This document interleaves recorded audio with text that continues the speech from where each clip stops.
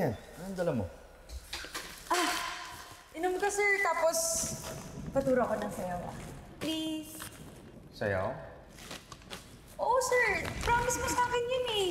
Di ba, nung last na tumambay ka dito, kasama natin si Kuya noon.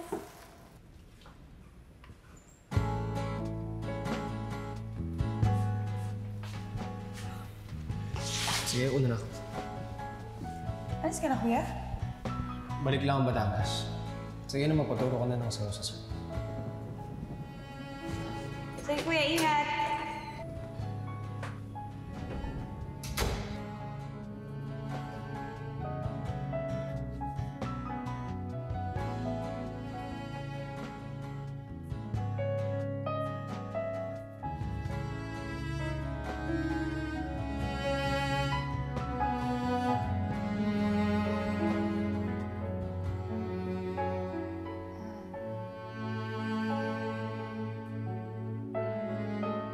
Para sa akin, sir.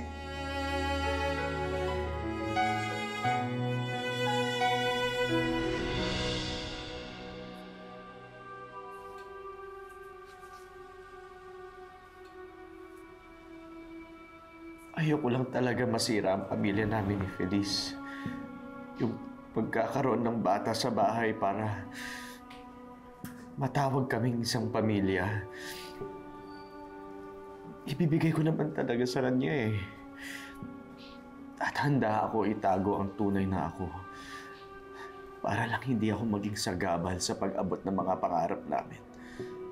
Para lang maalagaan ko ang trabaho ko. Pagiging teacher ko. Sa totoo lang, ramdam ko yung frustration mo. Yung community pressure.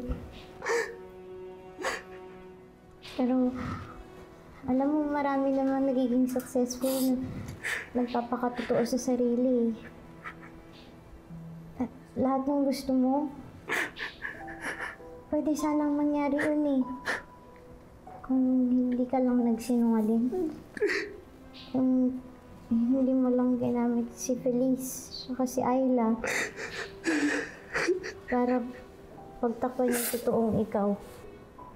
Naging puro kasinungalingan ang lahat para lang maitago ko. Ang totoong ako. Ang hirap, attorney.